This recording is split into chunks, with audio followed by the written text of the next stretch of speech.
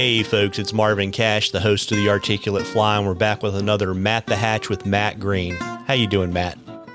Hey, Marvin, how's it going? As always, just trying to stay out of trouble. What are you seeing these days on the bug front? Oh, well, so a little bit of what we talked about earlier in the summer, still some stoneflies around, still some Cahills or Heterogeneity mayflies around. The stoneflies are these big brown and tan stoneflies in the family Pearlidae. Some species in the genus Acronuria. That's what's around still. And then we have some sulfurs around on the tailwaters in East Tennessee. And then there's some trichos emerging throughout the Mid-Atlantic in the upper southeast, if you consider the mountains of Virginia, the upper southeast.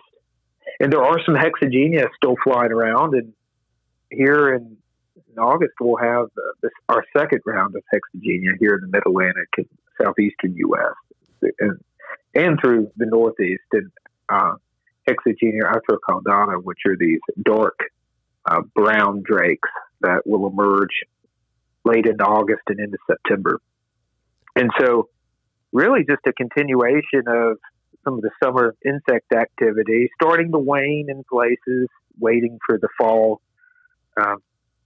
generations to come around, starting in August and September, but just kind of making do with the bugs, Marvin. Thanks for asking. Yeah, there you go. And so really, I mean, it's a little bit of everything, but probably, in the Southeast, if you're close to like the South Holston, the story really probably your most consistent hatch, right, is going to be the sulfurs, and then maybe trichos are going to come in maybe behind that, right? Not on South Holston, but definitely in the, we don't have trichos like in the Southeast like we do in the Mid-Atlantic and parts of the Northeast. But certainly there's still sulfurs around on South Holston, for example, and they were still around, and they might still be around in a little trickle over on the Watauga, the sister tailwater to South Holston.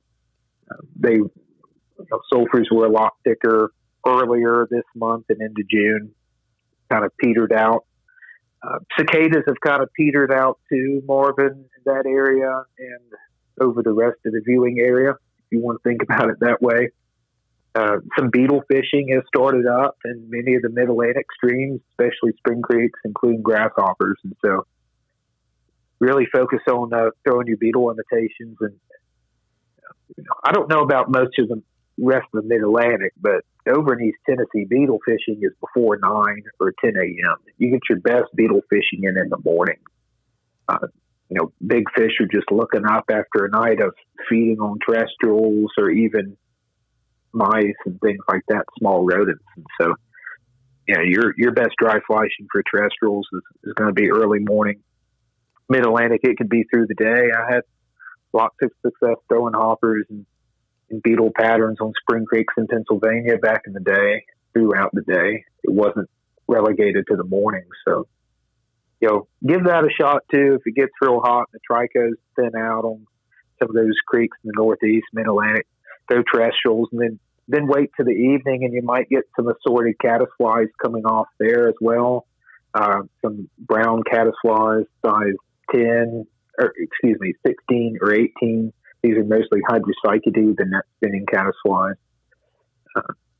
We can talk about sulfurs a little bit, proper dry fly technique, Marvin. Over on the tailwaters in East Tennessee, the sulfurs are there.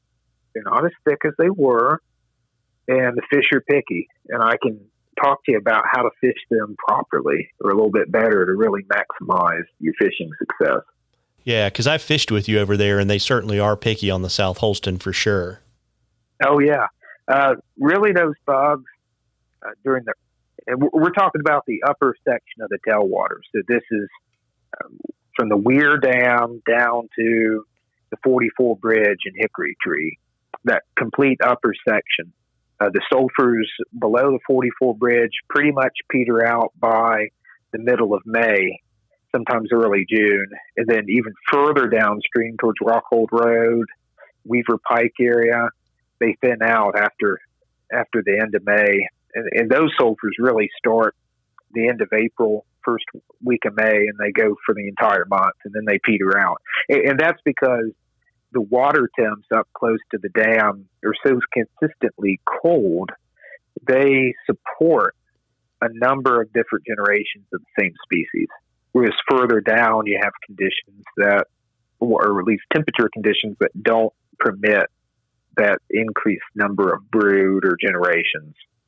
And so you have just multiple reoccurring brood in the upper section of the tailwater that occur all year round. I mean, they'll trickle off from November to June, and then they get really thick between June and October. And that's the timing for them. And you talked about fish being picky. That's for certain. Early into June, there'll be a lot. The emergences will be thicker all the way until probably the first or second week of July. And then after it gets really hot, the fish get picky.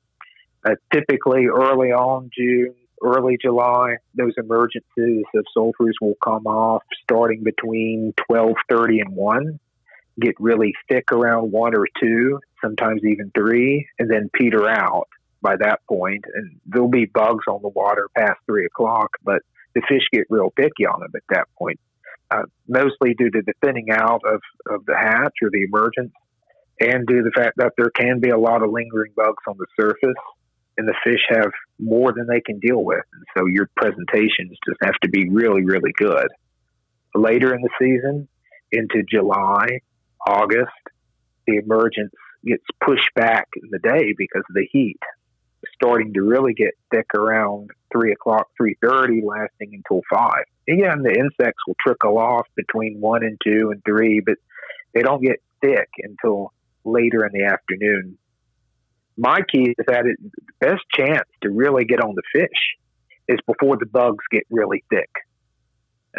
Really capitalize on some good high percentage cast before that time. And as they get thick, your presentations need to get a lot better. One of the things I like to practice is casting within about 3 to 4 or 5 seconds of a rise. You really want to put that fly right back in the rise form as quick as you can. And we're talking being dead on with the cast. You can lead the fish a little bit, and that's important. And you only need to lead the fish about a foot or so.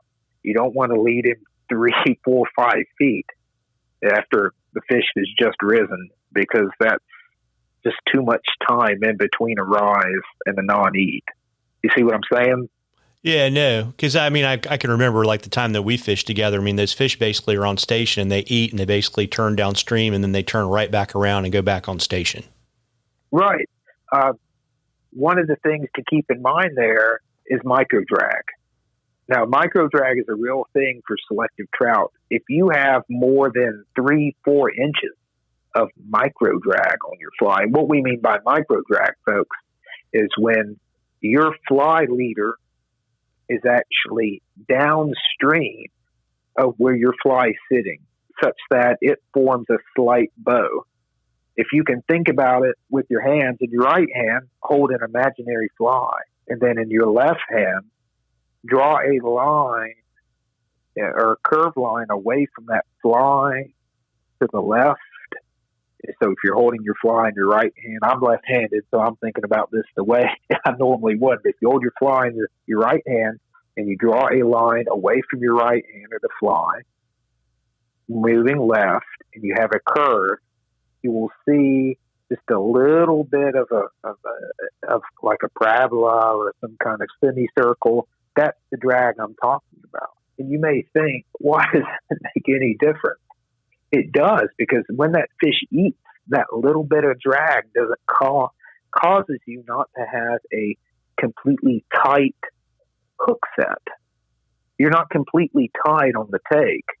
And so what the fish is going to come do is it's just going to rise up, take it off the surface, but you're not going to have a firm set. There's not going to be any tension there.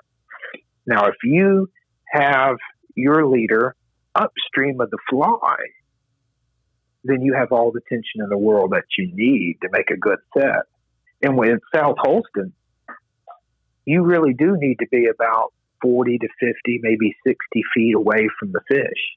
One of the common mistakes Marvin and I see people making is standing in the feeding lanes for fish. They will actually stand in the lane. I encourage you, when you get down the stream, take 5-10 minutes, figure out where the fish are, and then cast to them. Don't walk right out into the river, because you might actually be inadvertently standing in the feeding lane without knowing it. And so if you're 50 or 60 feet away from the fish, you're in a really good spot. If you move any further or any closer than that to the fish, 20, 30 feet away, and you're in the water, you may actually be pushing water towards the fish to put them down, or you may actually be in the feeding lane at that point, and you will put the fish down. So if you're standing out in the middle of South Holston, beautiful river, bugs around you, and fish were feeding, and all of a sudden they weren't, you're either one, too close, or in the feeding lane. Take a step back, let the situation reset, then cast. Because you have to be 40 or 50 feet away, 60 feet away, Marvin, at all times to really catch these fish, that microdrag becomes a problem. And so the way to get around that is to have an upstream bend right after the line hits the water for the cast. Or you can throw a reach cast to offset microdrag problems.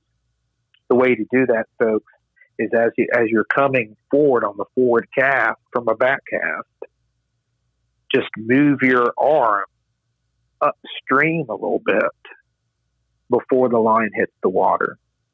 So as you're casting, back cast, forward cast, then reach over your body to the opposite direction. If I'm a left-handed caster, that means, and I'm casting downstream and across, that means I reach over my right shoulder on the forward cast before the line hits the water. If I'm a right-handed caster casting left and downstream, I'm reaching over my left shoulder to reach. That's why it's called a reach cast. And this will help you deal with microdrag. Now, if you're a right-handed caster casting right, you just want to, as you're going through with a forward cast, you just want to move your elbow or your forearm just away and off to the right a little bit, and then vice versa for a left-handed caster, doing the same thing with your left arm. And that's really important, Marvin.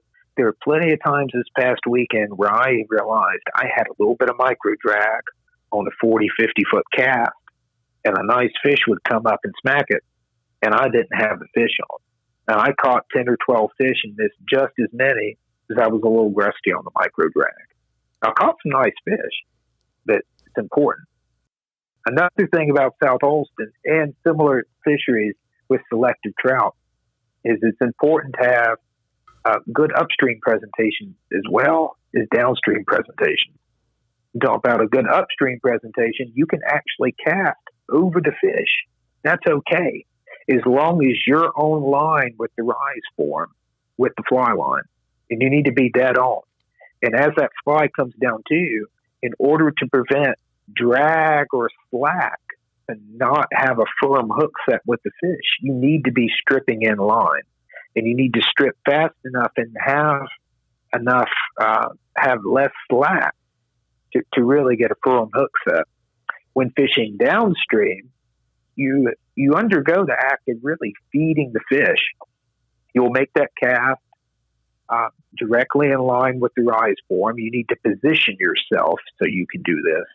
If you're positioning yourself on a slant and you have to cast on a slant to the fish, then you need to be using a really good reach cast. But if you're casting directly downstream to the fish, then you may run into problems where you don't have enough line on the water. If you have too little line on the water, what's going to happen is you're going to drag that fly. And if you drag that fly, the fish is really going to know. Those flies really need to be riding down the current or riding on flat without drag in order to really get fish to notice them and to eat them. And so as you're casting downstream on line with the rise form, in order to get more line out on the water to not drag the fly, just wiggle the tip of the rod. Or you can raise the tip of the rod up while keeping a firm connection of the line in kind of a almost like a wet fly or resin ring lift presentation, where you have the rod at a 45-degree angle. The rod tip forms a U or a parabola with the line as it hits the water. You can actually use the tension, the water line tension, to raise the rod, to shoot line out of the rod tip as you do that. And so, folks, when you make that nice U by holding the rod at a 45-degree angle, that creates a lot of tension, water line tension on the fly line, and it's just easy to do at that point. And by doing that, I call it kicking line. It's almost like you're kicking line downstream. And as you do that, you will release tension on the leader and allow the fly to work its way downstream drag free. And if you do this in line with a trout that's rising or feeding on sulfurs, you should be able to catch it unless the fish refuses your fly. Two things about that, Morgan. Size really matters. 16, when the fish you're feeding on 18s, is just going to be too much of an imposter. If fish are feeding on 16s and you're fishing a 14, you're just too big. And fish will decline that fly pretty readily. It's the size will, 14 looks twice as big as a 16. A 16 looks twice as big as an 18. If the flies are tied in proper proportions, they'll look just abnormal to the fish. And, you have lots of natural insects floating down. Those fish get picky on size of the fly. Not so much color, more size at that point if they're really feeding heavy. Yeah, and talking about, obviously the insects can be pretty small and you're fishing far away and you've got pretty selective and at times pretty spooky fish, in terms of helping anglers that might have trouble seeing their fly on the water. Do you, use another dry, use a New Zealand wool indicator, maybe put a little, I don't know, like some of the comp guys use some color the leader a little bit higher up, or there's some things that you can suggest for people that, if they're having issues seeing their fly, can help them hook up, but won't scare the fish? Definitely. So one of the things I will recommend is to not use two flies. This is because a second fly trailed off a first fly as an indicator can increase your probability of dragging both flies. You run the risk of introducing microdrag in other drag conditions to the presentation. And so you might catch fewer fish that way. I would recommend, if you can't see the traditional flies really well, you invest in some good high-vis parachutes with fluorescent pinks are pretty common, and reds, and even greens, and those will be able to really help you see the fly well. If you use more than one fly, you're going to introduce drag problems on a place like South Holston. You're not going to catch as many fish. If you're using a New Zealand indicator, you're really going to increase your risk of dragging your whole rig. And these fish are so picky on drag, you just don't want to be facing those kind of issues. And then secondly, introducing some sort of micro drag, even if you get the flies to work well and the fish eat them, you may miss quite a number of fish because of that micro drag issue. And I guess too, right, for those late in the day when the sun's low and everything's kind of shiny on the surface, a black parachute post is pretty helpful too. Yeah, it might. One thing I didn't mention is that the length of your leader really makes a difference. If you're using something like 6X, which doesn't drag as heavy as 5X, for example, really use a 2 or 3 foot long 6X leader if you can. That'll reduce your drag issues. You may be able to get away with 2 flies at that point if you're long enough. That's what I worry about mostly with the 2 flies, Marvin, are the drag issues associated with it. You have so many different little micro currents. The last thing you want to do is drag right over a nice fish after it's eaten. And if you weren't dragging and you had a good drift, that fish probably would have eaten and you would have had it. You don't want to put a fish down due to drag. That's just one of the worst things you can do. And going through my head, I've been there and I said, oh crap, I put that fish down because of the drag. Crap. Yeah. It was a nice fish. Or I missed a nice fish because of a drag issue. I caught one fish on Sunday that was 16, 18, and I threw in and I missed another one bigger than that in the same exact place due to a micro drag issue. Went to go set the hook and it wasn't there. And it's because when the fish came up to eat, that 3 inches worth of drag made all the difference in the world. And I didn't have a full hook set. The smaller the fly, the greater the increase of micro drag. The more micro drag on a small fly, the higher the risk that you won't have a solid hookup. On big flies, micro drag is less of an issue because once that fish eats, that fly's big, that hook's big, it's going to have it in its mouth. Small eats, even from big fishes, on small flies, if you have a lot of micro drag, it's less likely you're going to get a good hookup.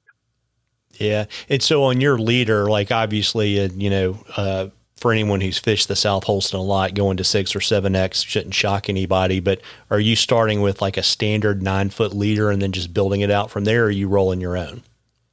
I'm rolling my own leaders. I don't have the formula sitting right in front of me. I actually, it's going to be published in an episode, or not an episode, an article in Fly Fisherman magazine here in the winter of 2022. I can maybe able to pull it up real quick, but yeah, no, it's okay. I mean, let's take it a different way, right? Think about it this way. I normally use like 3 feet of Oct2, 2 feet of 2X, 3 feet of Oct2, 3 feet of 2X, 3 feet of 4X. That's a 9-foot leader right there. And then you can add about 3 feet of 6 or 3 feet of 5, depending on application. You see a lot of these leaders that are just super, super bulky up top. They actually don't cast very well, and they're real heavy, and they introduce drag. And so I've actually gone really light up in the top section of the leader. You can add like another 2 feet or 1 foot of heavier mono if you want something larger than Oct2. But that's typically what I do. Leaders today on the market are actually too heavy for proper dry fly fishing. So you really have to use something a lot thinner. And that's why I probably catch more fish than some folks sometimes. I'm just thinner on the leader, but I've tied my own. I've tied my own for, at least 7 or 8, 9 years now. Yeah. And then on the bug front, are you still fishing your orange turkey biot, CDC wing? Yeah, you can see that fly in the magazine, man. It's in Fly Fishing, and I think it's over the internet too nowadays. You can go with a dun or a light gray wing with a yellow body too, and you can go back and forth. I'm typically a little stubborn. I'll stay with my orange biot and tan wing thing in a 16. There's times when I probably should have gone to the yellow biot when they got picky on that, especially if I'm trying to work over the same fish that I've missed once or twice. I could have changed flies and gone back over and probably caught it. But there's 70 fish on South Holston. You can just move on and go to another pond. Yeah. And then, of course, you can't leave home without your fumed silica, right? one thing I will just kind of close on: do make sure your flies are floating well. Don't be afraid to keep applying a floating of any sort to them. If you ever see me on the river, you'll see I carry a big quart jar of frog's fanny with me. I use a paintbrush to apply it. I don't use these little these little brushes you get in these from the frog's fanny company. I use fume Cavasil with a big paintbrush, and you really do need to load it up and just keep at it. If for any reason you don't see your fly floating, recast, refrog. And that's the terminology I use. Refrog it up, because it isn't worth making 10 casts in a hole with fries and fish to be fishing 2 fish that are taking a good solid dry fly or a good solid floating insect going downstream. If they're taking emergers, then it wouldn't hurt to reapply less. But if they're taking solid insects floating down, and they're taking a solid dry fly, refrog as much as you need to fish well. Yeah, there you go. Words to live by. And, folks, we love questions on the articulate fly. You can, email them to us or shoot them to us on our Facebook or Instagram page, and we'd love to answer them for you. And, I think we've we've talked almost for half an hour. I think we've pretty well covered the sulfur game, particularly on the South Holston. But folks, if you have some more questions for Matt, or if there's something you want us to talk about in the future, just shoot us either a DM on social media or shoot us an email. And, folks, it's, the hatch on the South Holston for the sulfurs is certainly going to go strong for a while, and you owe it to yourself to get out there and catch a few. Tight lines, everybody. Tight lines, Matt. Tight lines, Marvin. Hit us up with technique issues if you have them. There you go.